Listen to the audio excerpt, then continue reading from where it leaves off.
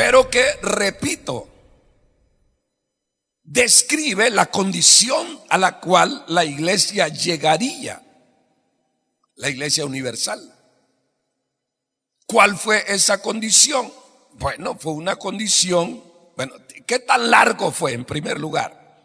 Bueno, ese periodo más o menos se ubica entre el año 600 y el año 1500, casi 1600. Ahora, alguien podrá decir, ¿y cómo es ¿y cómo es eso? ¿Está hablando de la iglesia, una iglesia local, o de la iglesia de la historia de casi 1000 años? Pues estamos hablando de las dos cosas. Es que Dios es el Dios de la historia. Y Dios todo lo conoce, todo lo ve.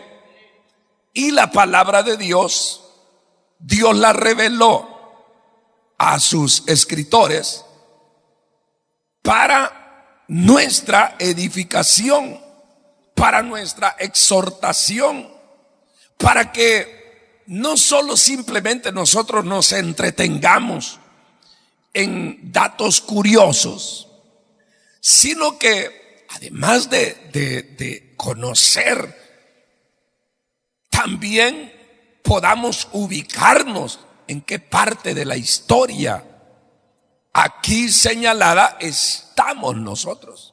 Esto es lo interesante. Poco a poco nos venimos acercando a nuestros tiempos en este estudio. La iglesia de Tiatira fue o está representa, lo voy a decir así, el tiempo del oscurantismo, el tiempo de la ignorancia, el tiempo en el cual la apostasía se fue metiendo de lleno ya en la iglesia, algo que ya se venía dando, pero que entre el año, lo voy a decir más claro, entre el año 600 a 1500 y un par de años más, la iglesia se fue apartando de la fe que Dios les había revelado. A eso es que se le llama apostasía. Es el apartarse, el abandonar los principios de la fe. Pero eso lo hablamos la semana anterior. Si usted quiere más datos, pues acérquese por ahí. Por ahí están los CDs grabados al respecto. Porque ahora queremos hablar del mensaje a la iglesia de Sardis.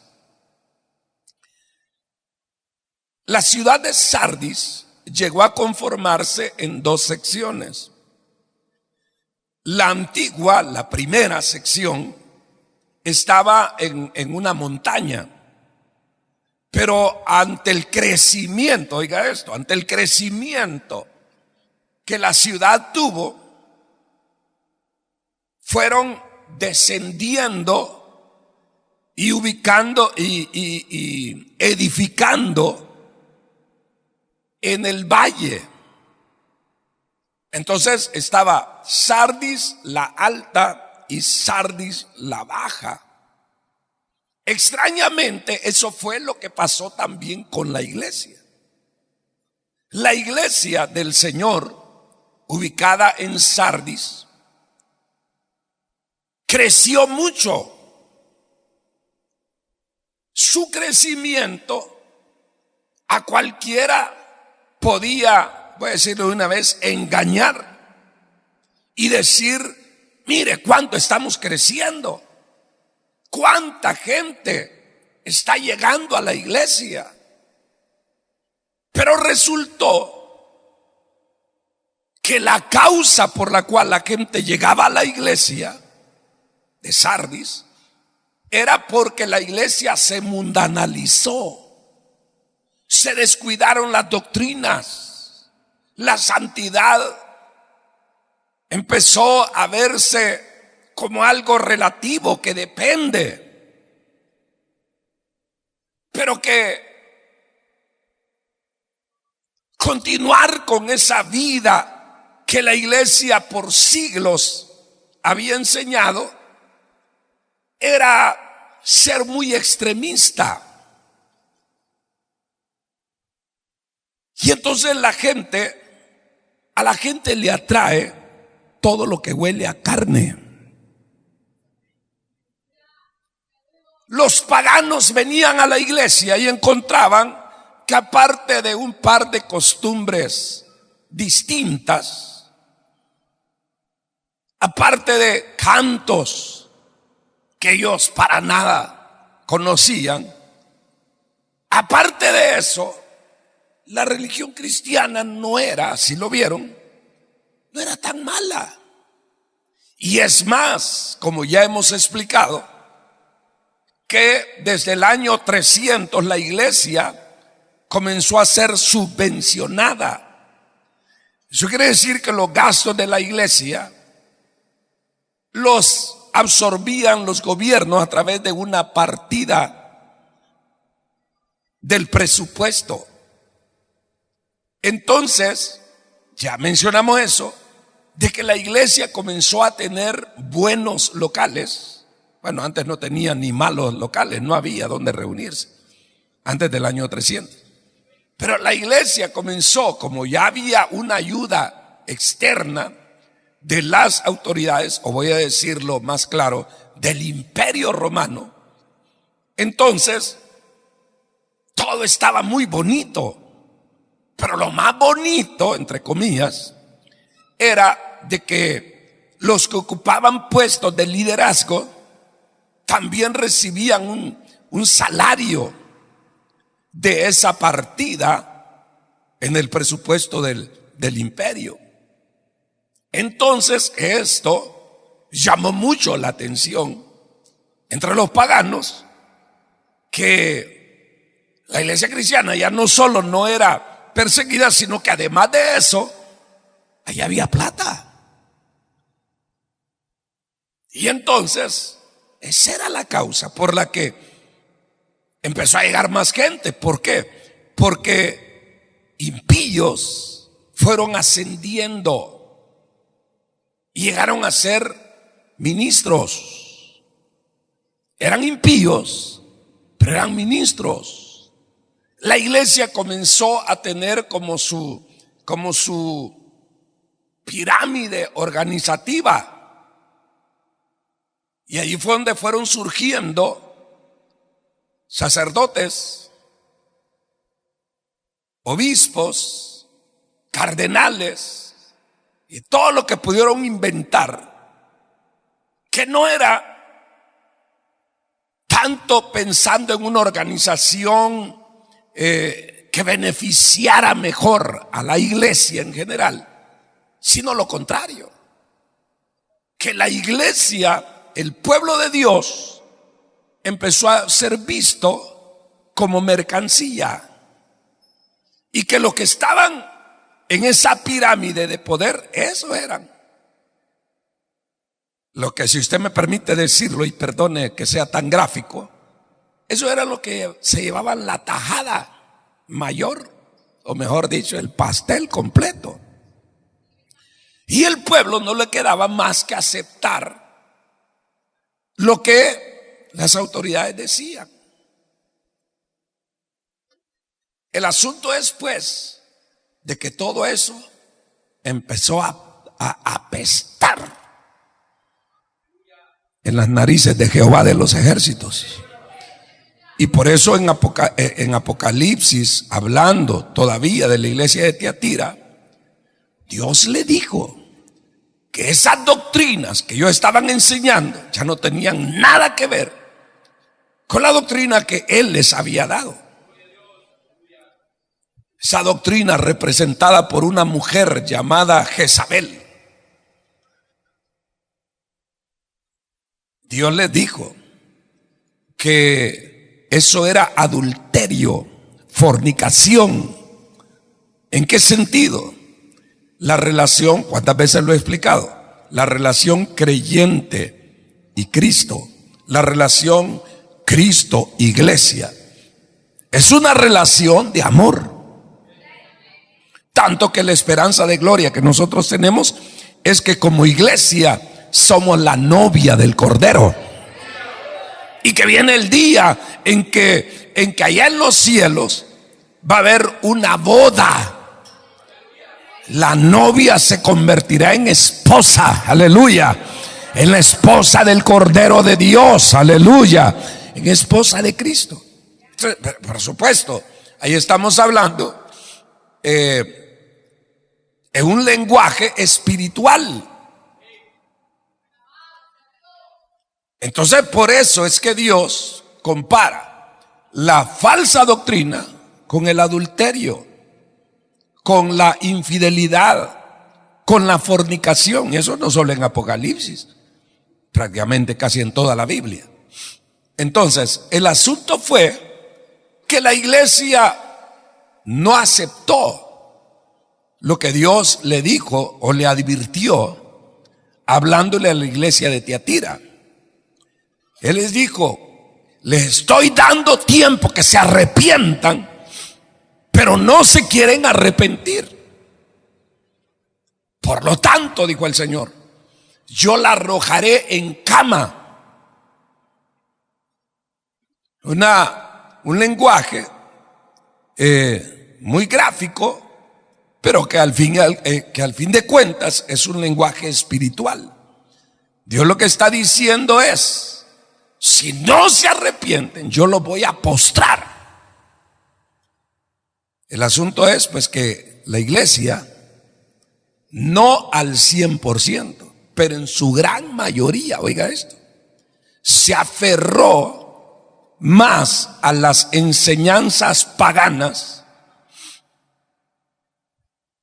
abrazaron más el paganismo que el cristianismo. Porque hablar del cristianismo es hablar de lo que Cristo enseñó. No es hablar de una serie de leyes, dogmas, tradiciones. No, señor. Hablar de ser cristiano es hablar de alguien que lucha por vivir conforme la voluntad de Dios. Ese es un cristiano. Cristiano no es el que anda con una cruz en el cuello. Ese es un pagano. ¿Lo oyó? ¿Lo oyó, hermanita? Va, entonces ya sabe qué hacer con esa cruz que anda ahí. No he visto a nadie. Pero esas son costumbres paganas. La gente dice: no, si yo uso estas cosas, pero porque ya por hábito. Desde niña me ponían cadenitas. Es que no importa, hermana. Defínase, hermano. Definámonos por Cristo. Porque por no hacer eso, la iglesia descendió de la posición en la que Dios la ha querido tener siempre. La iglesia es columna y baluarte de la verdad de Dios. No es un asunto social, no es un lugar de entretención. No. Bueno, la cosa es que cuando llegamos al periodo de Sardis, ¿qué es lo que aquí encontramos? Ya vemos al Señor hablando más fuerte de lo que ya ha hablado. Pero antes de entrar a esto, déjeme hablarle del periodo, de qué es lo que sucedió. La iglesia prefirió la comodidad y la prosperidad que les trajo el sistema religioso sincrético, es decir, un sistema en donde se mezcla enseñanzas cristianas con enseñanzas paganas. Eso es sistema religioso sincrético. La idea de la gente al respecto es: mire, si es cierto o no, yo no sé, dice, pero Dios conoce mi corazón y Dios comprenderá que así me gusta a mí creer. Yo sé que usted ha oído a gente hablar así. Mire, nosotros hacemos alfombritas. Ya sabe usted para qué va. No me refiero a las alfombras de oficina. Nosotros hacemos, porque esta es la costumbre, es la tradición. Pero uno lo hace de buen corazón, uno lo hace para el Señor. El Señor tiene que comprender, insisten en eso. Pues son gente ignorante que no conocen la Biblia, que no han leído la palabra de Dios y por eso hablan así. Y por eso es que la iglesia siempre debe de predicar la palabra de Dios para sacar a la gente de la ignorancia, de tal manera que si se pierden, que sea por su propia elección, no porque nosotros hayamos dejado de hacer lo que teníamos que hacer. El asunto es que fíjese que en el siglo XVI cayó el Imperio Romano. Se acabó. Roma tenía el control, el dominio de muchos países del mundo. Y entonces, eso de tener dominio tiene sus ventajas. No para Roma, sino para el mundo tenía sus ventajas, porque Roma establecía las leyes. Estoy hablando en el asunto civil. Establecía las leyes, cuidaba las ciudades, etcétera, etcétera. Entonces, todo el mundo reconocía que el César era el emperador, que de allí, de Roma, venían sus leyes civiles, incluso las religiosas, porque fue Roma la que decretó el final de la persecución de los cristianos. Y todo el mundo tuvo que someterse a esa orden. Ya no matar cristianos, ya no persecución contra los cristianos. Entonces fíjense, ellos mandaban. Pero ¿qué pasó cuando Roma cayó? Hubo un vacío de poder. Y todo vacío debe ser llenado. Nada puede permanecer vacío. Si usted vacía un vaso con agua y usted dice, vaya, quedó vacío. Bueno, usted lo vació del agua, pero aunque sea de aire, se va a llenar. Nada permanece vacío. Si usted lo vacía de algo, se va a llenar de otra cosa, pero siempre se va a llenar. Entonces, ¿qué pasó? Que quedó el vacío de poder.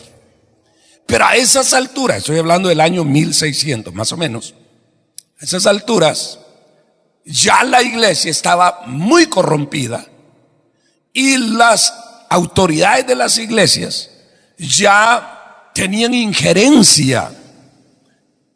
Se les había ido dando cierta autoridad, ya no solo dentro de la iglesia, sino que aún fuera de la iglesia. En nuestro país, por ejemplo, en su supuesto afán de evangelizar, aquí establecieron, llegó un tiempo que era ley, que a la gente le pedían el acta de bautismo, hasta para conseguir un trabajo. ¿Y dónde era que daban acta de bautismo? En la iglesia.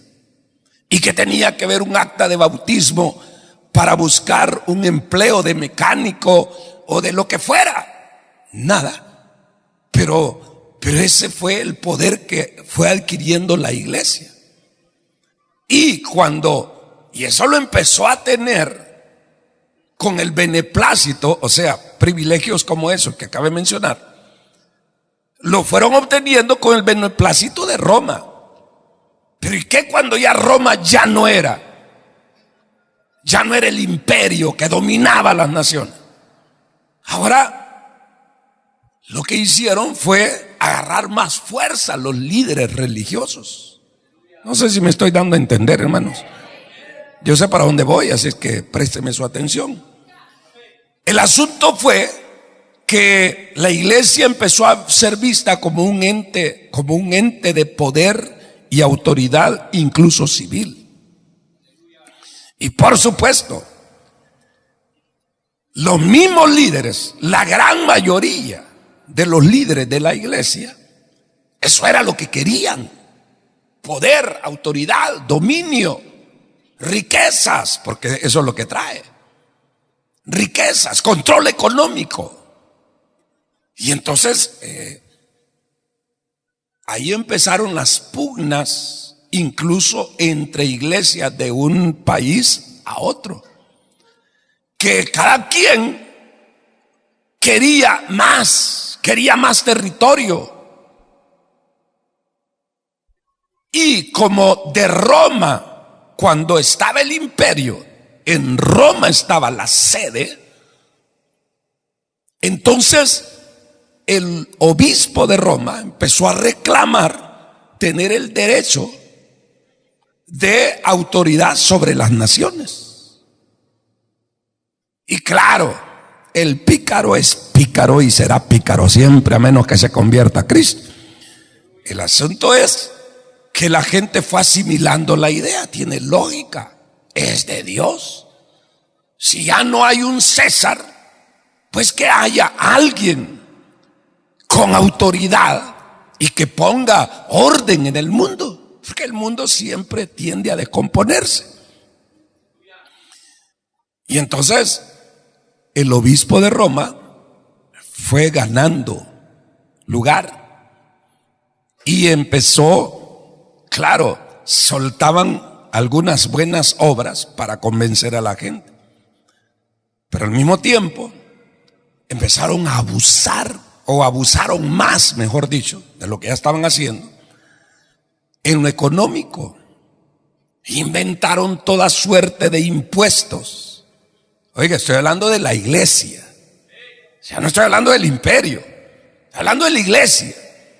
La iglesia empezó a imponer, valga la redundancia, impuestos, porque eso es una imposición. Por cualquier cosa excomulgaban a personas de dinero y le quitaban sus tierras. ¿Para qué? Para la iglesia, para la obra de Dios. Había gente que no tenía, pero miraban cómo le sacaban la plata.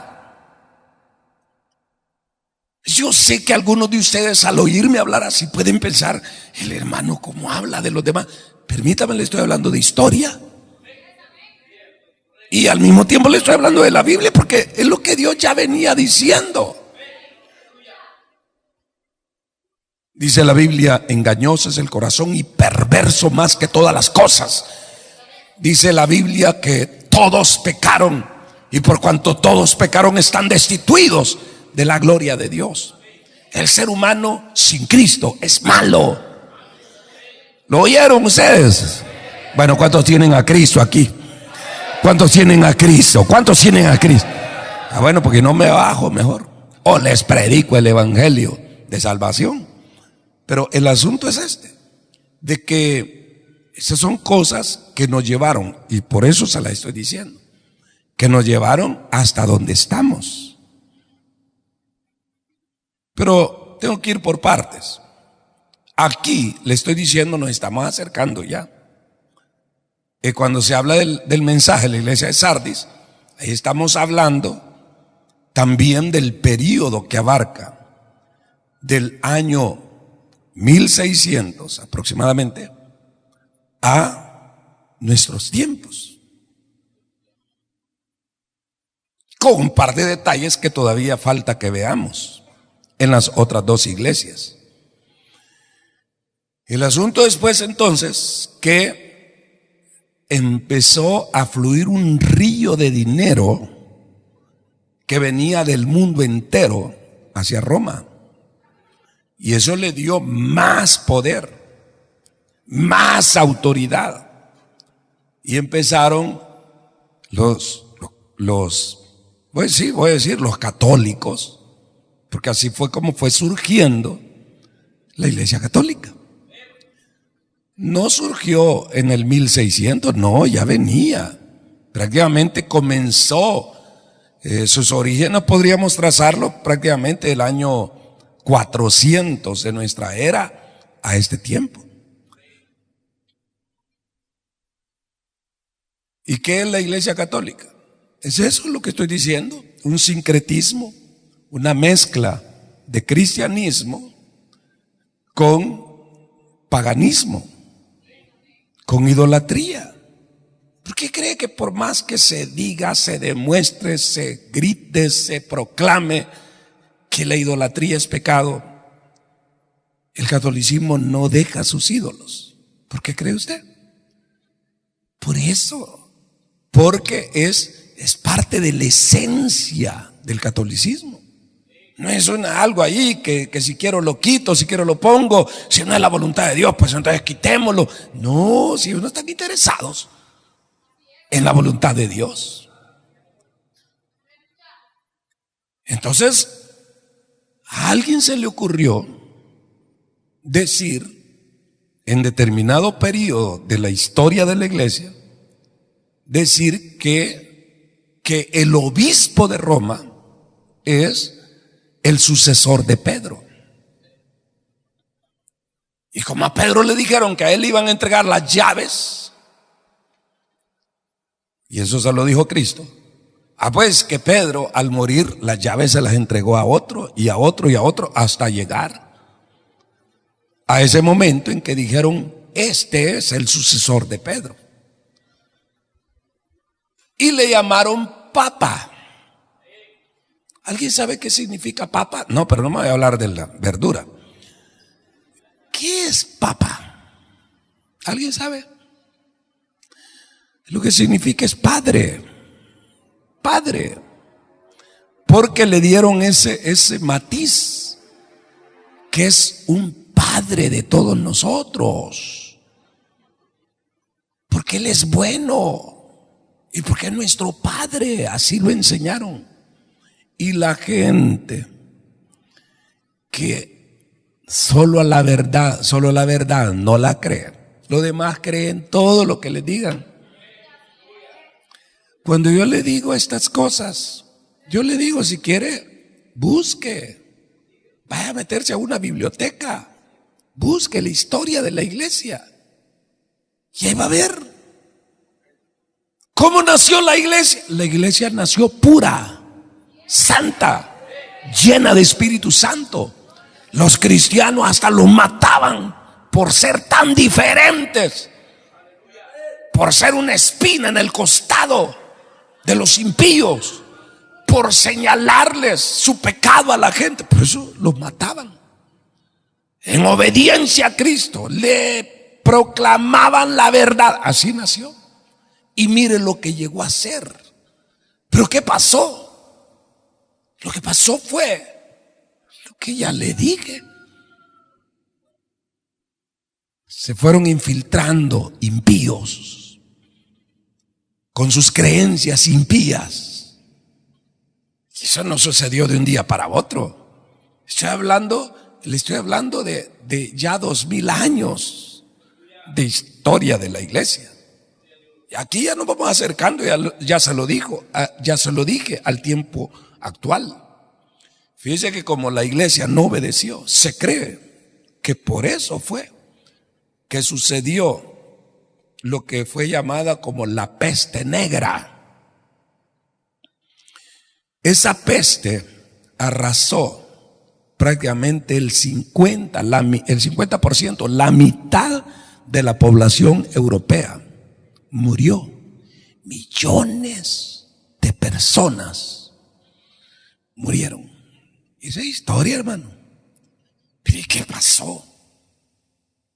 Claro que hubo una explicación científica. ¿Qué fue lo que pasó? ¿Por qué surgió esa peste tan odiosa, espantosa, que no les quedaba más que media vez alguien la adquiría, más que esperar que se muriera? Y se moría en poco tiempo, no había que esperar mucho.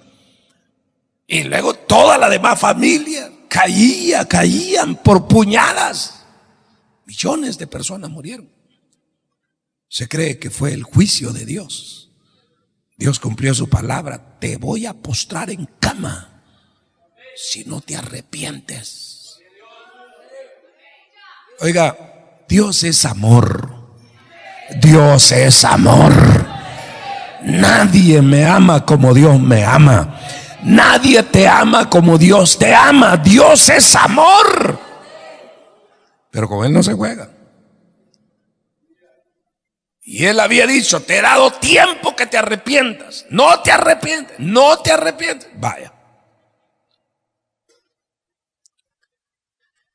Entonces la iglesia seguía creciendo. La iglesia ahora eran millones. Y empezaron los religiosos a jactarse de su religión. Somos la religión más grande. Somos la iglesia más grande.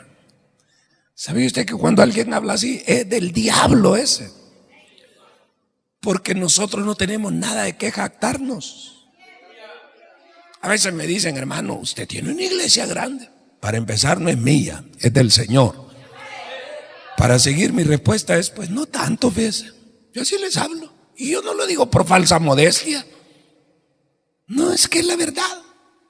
No tanto, le digo. No tanto como yo anhelara. Usted quiere más gente. No, es que no las quiero para mí, las quiero para Cristo. Les quiero para arrebatársela al diablo, arrebatárselas y traerlos a la obediencia de Cristo Jesús, Señor nuestro. Eso es lo que quiero. Pero de eso, andarse jactando, eso es del diablo. Y entonces el asunto es que fíjese que Dios fue preparando un despertar en la humanidad.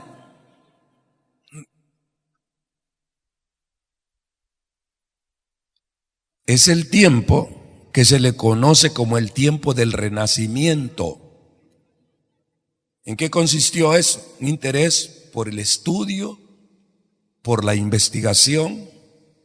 La gente empezó a sentir la necesidad de salir de ese estado infrahumano en que hasta la misma religión la hundió.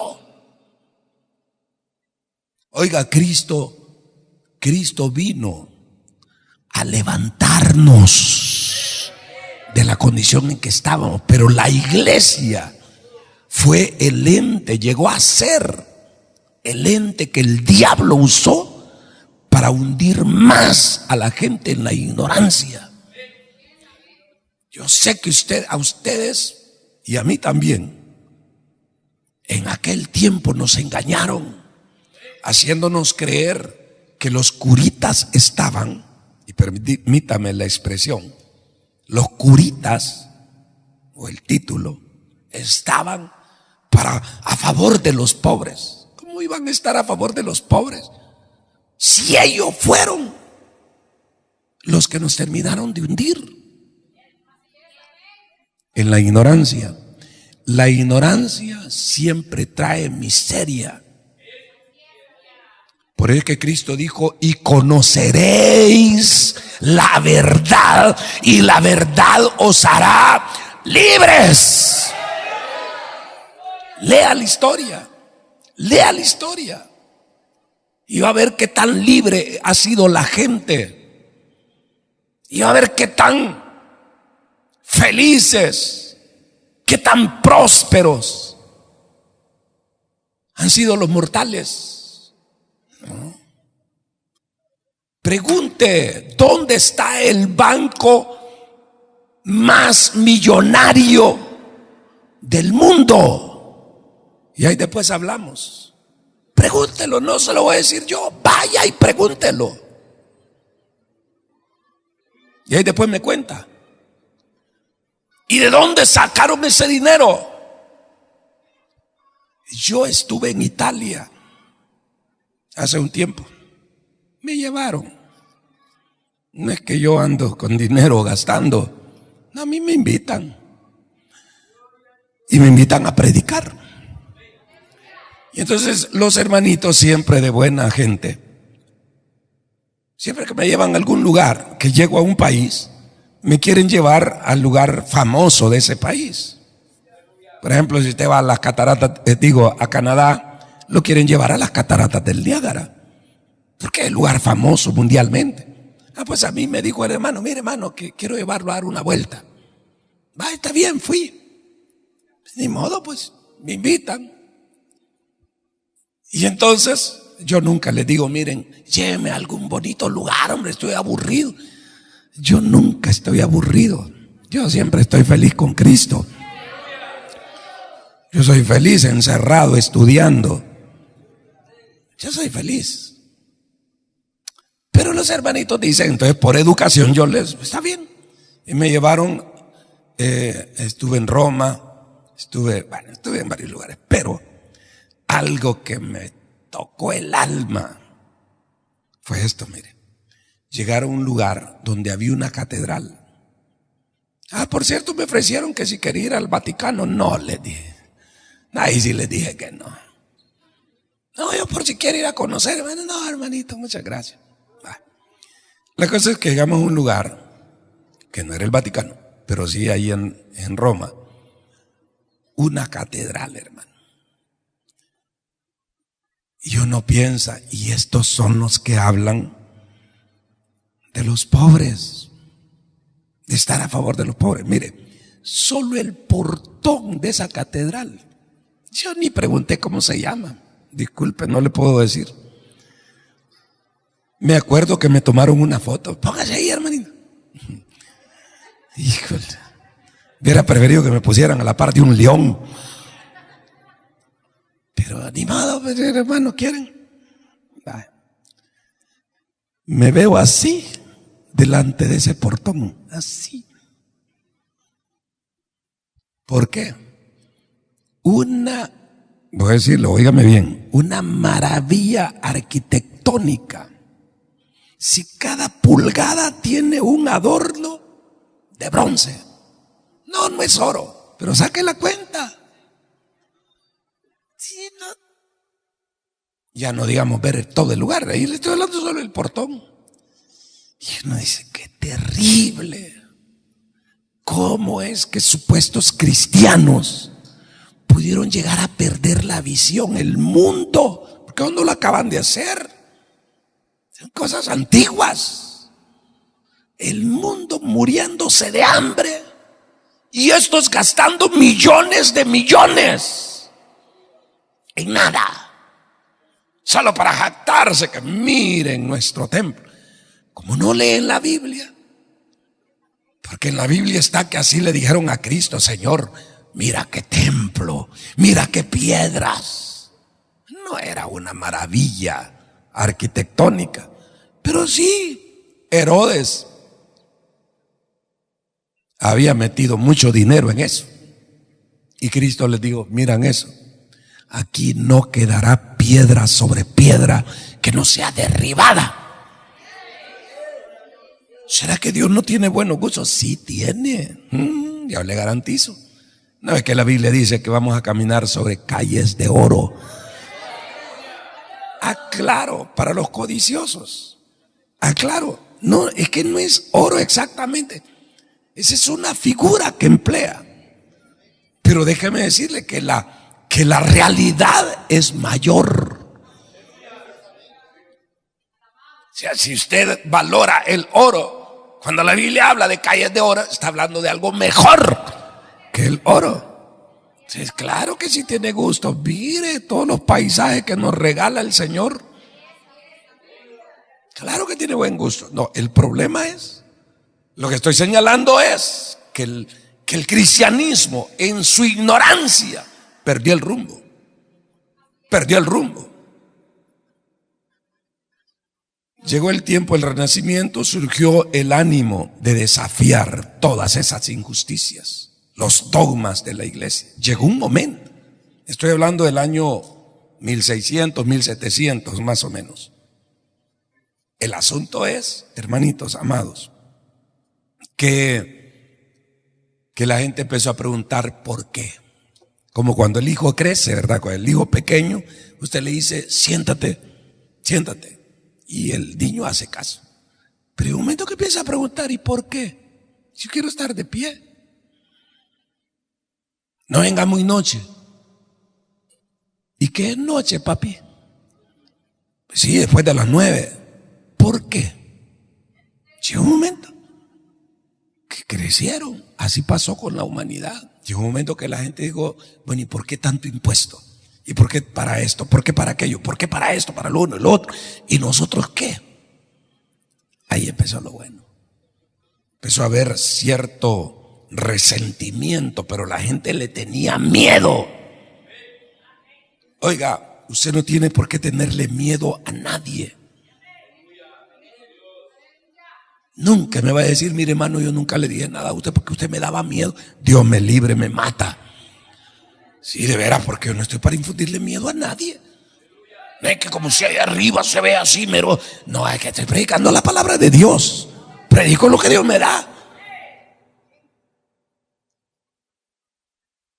Pero la gente le tenía miedo que le hablaran, si no hacen tal cosa, lo vamos a excomulgar. ¿Y a dónde iremos?, decía la gente. La gente se sometía a todo. Pero cuando llegó esa época, empezaron, por lo menos, a murmurar. ¿Y por qué tal cosa? ¿Y por qué será tal cosa?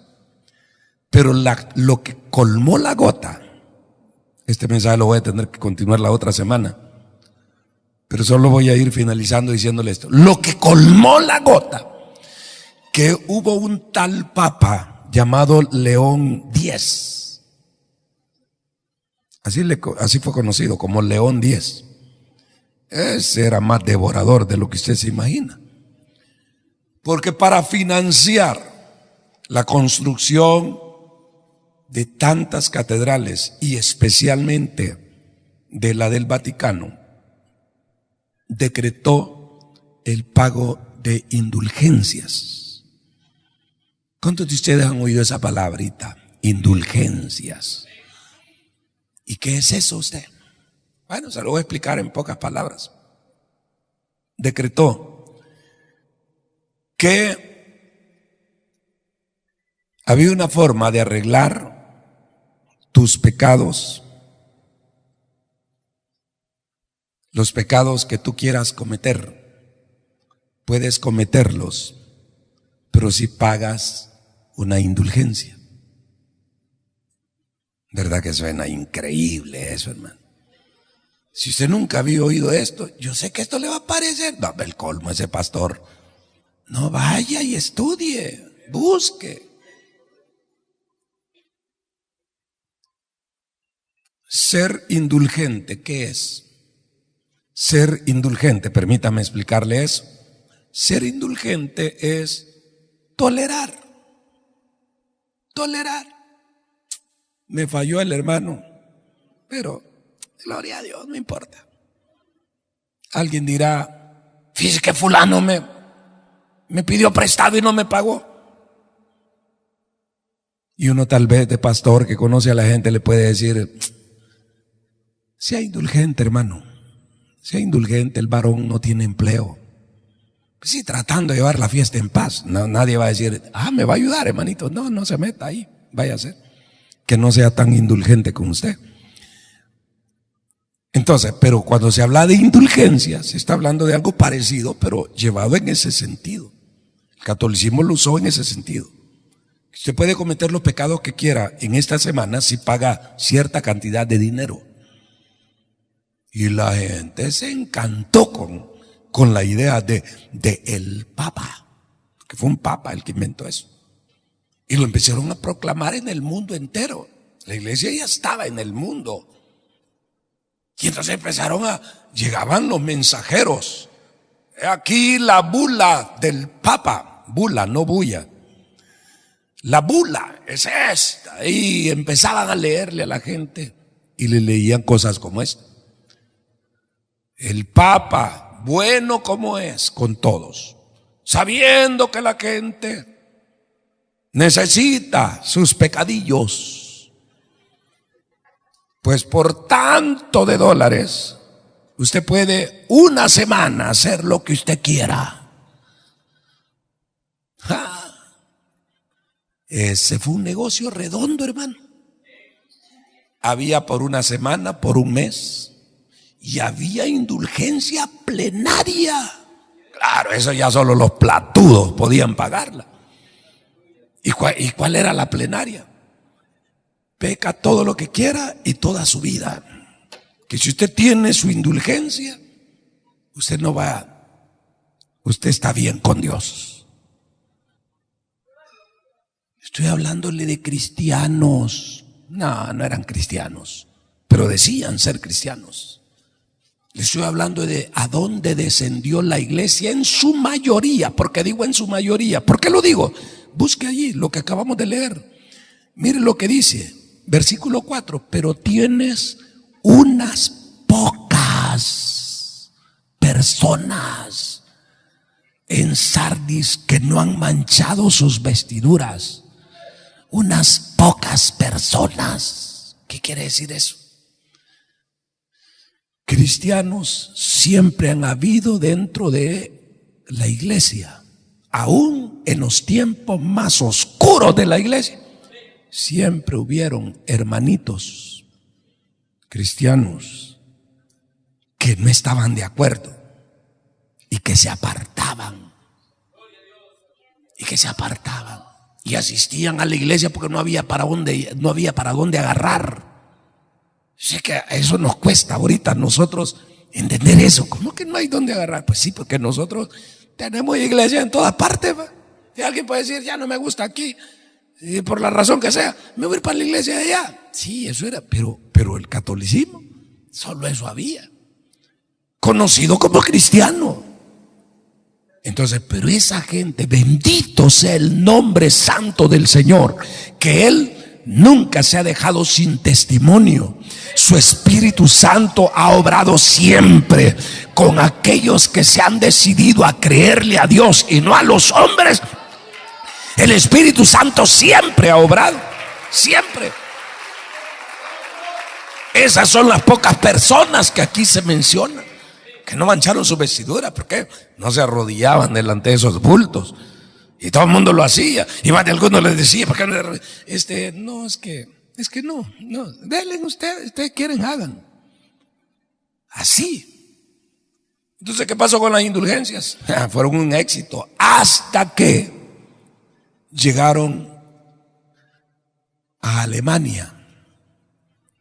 Los enviados del Papa, no de Cristo, sino del Papa, llegaron a Alemania, a la ciudad de Westminster. Si lo pronuncié mal, perdóneme, porque no sé ni alemán ni inglés, aunque ni español casi sé, pero más o menos así se pronuncia.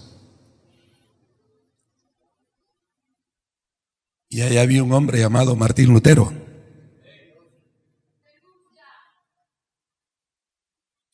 Y Martín Lutero oyó. Martín Lutero era católico, para los que no lo sabían. Era teólogo. Fíjese que era teólogo. Se graduó de teología, pero de la teología que enseñaban los católicos. Y nunca había leído una Biblia. Pero era un alma de Dios. Era un hombre que no le tenía temor a Dios, le tenía miedo. Así como lo oye, le tenía miedo a Dios. Y él buscaba la manera de cómo purificarse de sus pecados, porque la iglesia enseñaba un montón de cosas al respecto. Pero él sinceramente quería ser salvo. Y la iglesia le decía, si tú eres sacerdote, claro que eres salvo. La Santa Iglesia te ha absuelto. Pero él sentía que algo le faltaba. Esa es la obra del Espíritu Santo en el alma, hermano. Y ese hombre, solo le voy a decir esto. Ay, si quiere, venga el otro domingo. Y Dios quiera que yo venga también. Pues si no sabemos si vamos a estar vivos. Pero oiga esto. Ese le paró el carro al Papa. Perdóneme la expresión.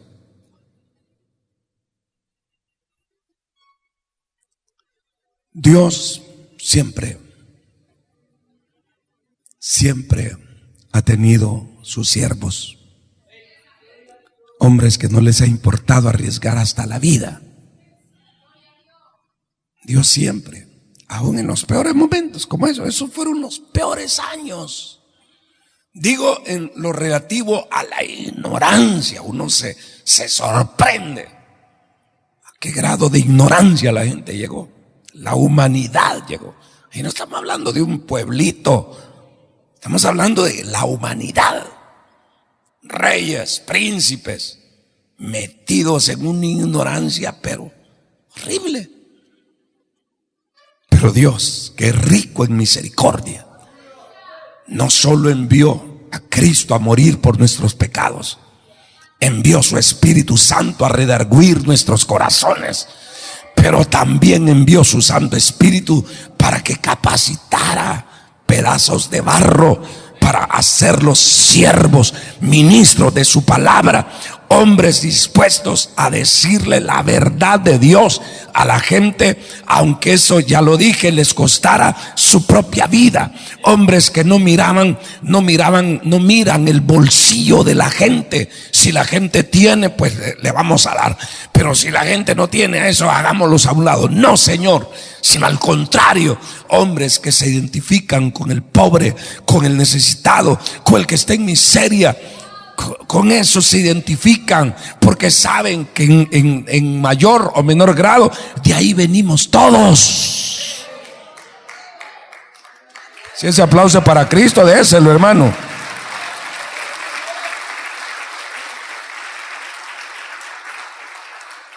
Llegó tan bajo, y estas sí son mis últimas palabras, llegó tan bajo la iglesia de que el Señor le dice: tú tienes nombre de que vives.